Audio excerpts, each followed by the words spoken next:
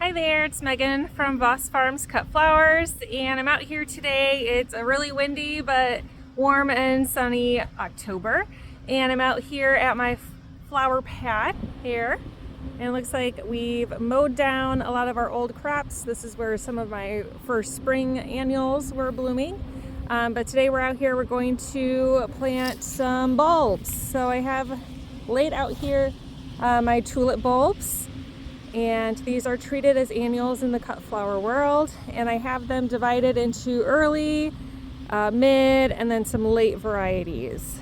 So we're just going to take a quick look here. Got a nice double pink. Hyacinths we're going to try for the first time, and these are also treated as annuals. And we've got some bright pink and some white and some, what is that one? Kind of a peachy, lighter pink. This really dark, purplish, maroonish color. I really like that one for some moodier looks. Got a double white and a apricot. So these all bloom about end of April into May. So those are kind of the main tulip season varieties I have. And then these are the later blooming ones, the parrots. They have a really ruffled edge, so I like those. I have another of the moody black parrot is the variety of this one here. Silver parrot, kind of a bright, it looks kind of red here. I'm hoping it's more of like a pink.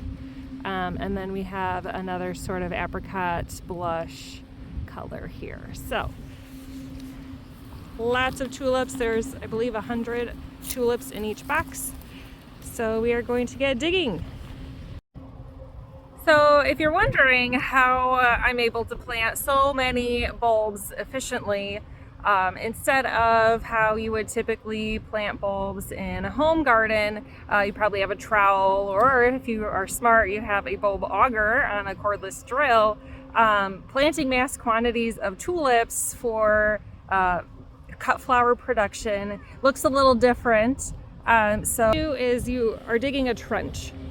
So I've dug a trench about 6 inches deep, which is what tulips require, and I have the hyacinths here in the first one, so those are the larger purple ones, and then I have the Columbus double pink early variety here, and we plant them egg crate style, so they're almost touching because they're just going to be pulled up. We don't need to worry about giving them space to perennialize and spread over years because they're just going to be ripped out in the spring, bulb and all. And so then what we do is I have put all of my dirt over here on this tarp. You could also use a wheelbarrow. And then for maximum efficiency, instead of taking this dirt here and putting it back on my bulbs and then starting fresh and digging and putting it back on the tarp, this dirt is going to stay on this tarp, and the dirt that I dig here is going to flop over top of my previous trench. So I'll just kind of caterpillar inch my way backwards, and then when I get to the end of my row, I'm going to drag this dirt to the end of my row where it will ultimately then cover my very last trench that I've dug for the last of my tulips. So that is how you do the trench digging for cut flower, tulip, and bulb production. It's a little different, but it's more efficient. And if you ever wonder what a 4- and 2-year-old do when mom is digging bulbs, they are playing on top of Dirt Mountain with some construction and some monster truck toys. So I have to work quick because the attention span of a 4- and 2-year-old are pretty fast. All right, let's get to work.